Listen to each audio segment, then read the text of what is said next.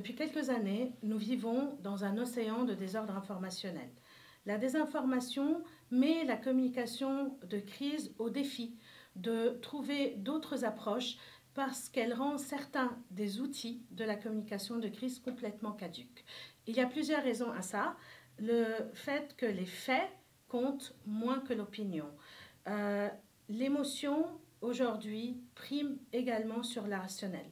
Et puis, la liberté d'expression est désormais interprétée comme le droit de raconter n'importe quoi, de tenir n'importe quel propos, même s'il est offensant, même s'il est insultant et même, surtout, s'il est faux. Dans cette polarisation du débat public, toute organisation peut se poser la question de comment faire face à une campagne de désinformation, surtout quand l'attaque est inégale en termes de moyens déployés. Vous vous rappelez certainement de l'affaire des punaises de lit juste avant les JO. Eh bien, les cinémas parisiens ont payé les pots cassés de cette attaque à laquelle ils n'avaient rien demandé. Et pourtant, ils n'ont pas défailli ni en termes de communication de crise, ni en termes de moyens déployés pour la gestion de la crise sanitaire. Face à une campagne de désinformation, les filtres de Socrate nous poussent à interroger les trois caractéristiques de la situation: la vérité, l'intentionnalité et l'utilité.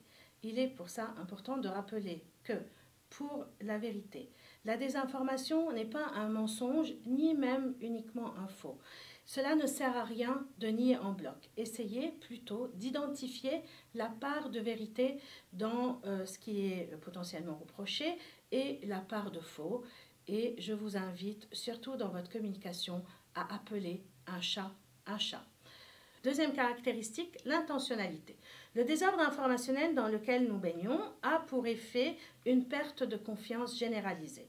Or, la confiance est le ciment de la communication et c'est aussi une des priorités de la communication de crise. Donc, face à une situation de désinformation, il est important de revenir aux fondamentaux de la communication de crise, à savoir connaître ces publics, les écouter, afin de préserver la relation de confiance qu'on a avec eux. Troisième caractéristique, l'utilité. Et il est important de comprendre les impacts de la désinformation sur vos enjeux. La question qui accompagne cette étape est bien celle de savoir qu'est-ce que nous devons protéger. Face à la désinformation, il est important de ne pas se tromper de crise. Il est également important de choisir ses combats.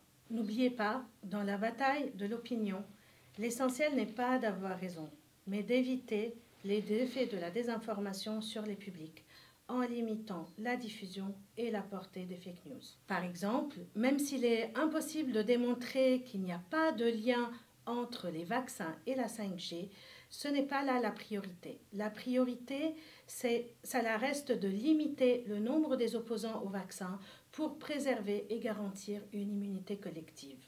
Enfin, il est important de ne pas confondre entre les partis à l'origine d'une campagne de désinformation. Ces partis peuvent être des États, peuvent être des partis étrangères, la plupart du temps hostiles, ne pas les confondre avec les publics, nos clients, nos usagers et surtout les citoyens qui, eux, contribuent à diffuser ces informations. Les publics sont parfois dans l'ignorance des enjeux politiques qu'il y a derrière, mais s'ils diffusent, c'est parce qu'ils se reconnaissent dans les allégations, et ces allégations les confortent et valident leur colère, leur indignation, leur peur, en somme leurs émotions. À ces publics, nous devons de l'écoute, nous devons de la compassion et de la considération, sans quoi la communication de crise ne serait qu'un banal exercice rhétorique.